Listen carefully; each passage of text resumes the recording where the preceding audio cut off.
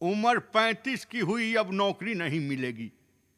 कानून के दायरे में हिंदू और मुसलमान का अलग अलग स्थान है। ये भारत का संविधान है, ये मेरा हिंदुस्तान है। देश चलाने के लिए, राज चलाने के लिए शिक्षा की कोई आवश्यकता नहीं। पीएम सीएम बनने के लिए अधिकतम उम्र की कोई सीमा नहीं, क्योंकि ये लोग नेता हैं।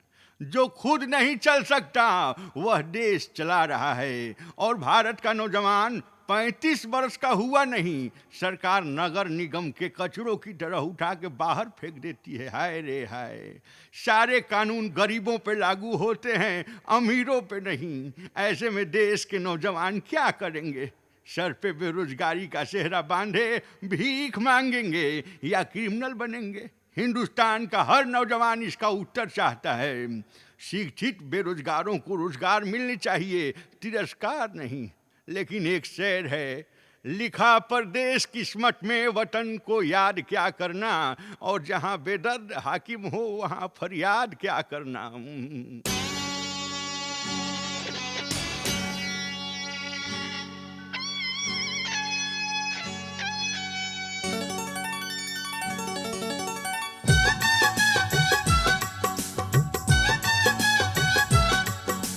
पैंतीस बरस के भैला बबुआ,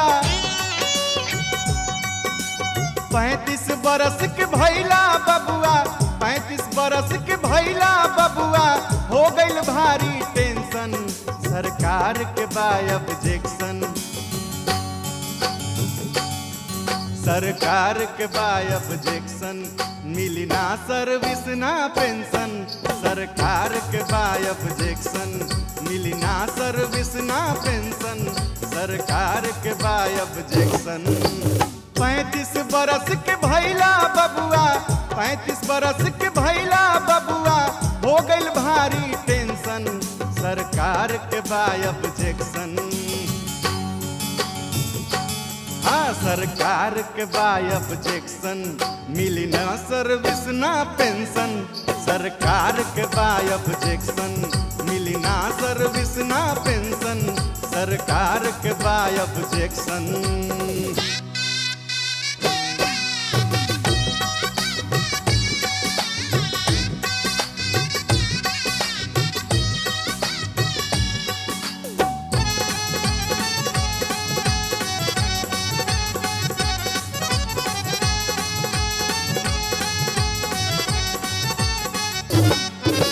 नौकरी के जोगे अब रहल ना उमिरिया, दीही सरकार नहीं तोहके नौकरिया। बाहरे हिंदुस्तान के संविधान आज लागेला। हई बीए बेरोजगार हम कहे में लाज लागेला। मरे के कगरिया आइल लोग मंत्री बनता, पूरा देशवा में अब लफुअन के राज लागेला। नेता बने में नइखे कवनो कड़ाई, मरे बेरले मंत्री बन का होई पढ़ाई।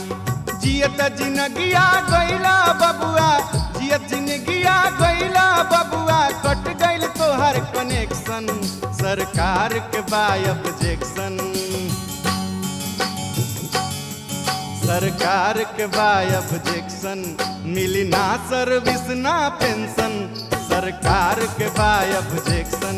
मिली ना सर्विस ना पेंशन, सरकार के बा ऑब्जेक्शन। 35 बरस के भैला बबुआ, 35 बरस के भैला बबुआ, हो गइल भारी टेंशन। सरकार के बा ऑब्जेक्शन।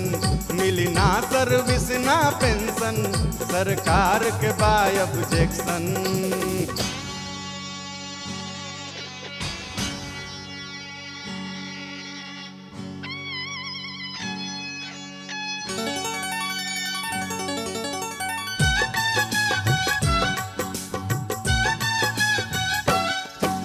नौकरी का दीही लोगवा करे लोग छटनिया,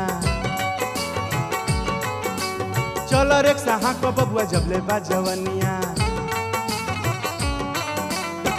बूढ़ बूढ़ होके तू मर जइब जब फुटपाथ पे लवारिस लाश के पोस्टर लगा दी लोग तोहरा माथ पे पुलिस गरवा में हड़िया बांध के गंगा में डाल दी ना तो पिस्तौल रखल आज है बबुआ तू अपना हाथ पे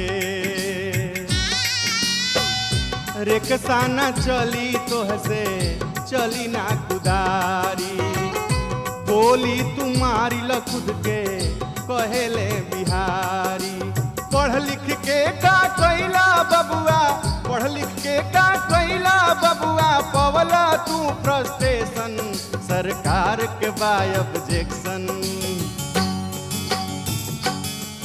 सरकार के बा ऑब्जेक्शन मिली ना सर्विस ना पेंशन सरकार के बा ऑब्जेक्शन मिली ना सर्विस ना पेंशन सरकार के बा ऑब्जेक्शन 35 बरस के भैला बबुआ 35 बरस के भैला बबुआ हो गइल भारी टेंशन सरकार के बा ऑब्जेक्शन सरकार के बा ऑब्जेक्शन मिली ना सर्विस ना पेंशन सरकार के बा ऑब्जेक्शन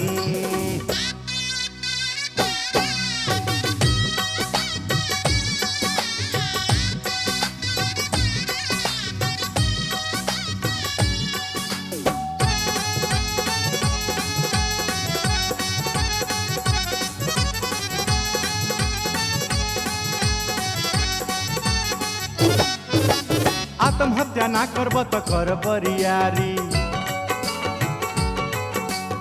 एक ही गो राह बा अब कर रंगदारी रंगदारी के दुकान जौना दिने तोहार चल जाई समझल कि तोहार भाग के रूप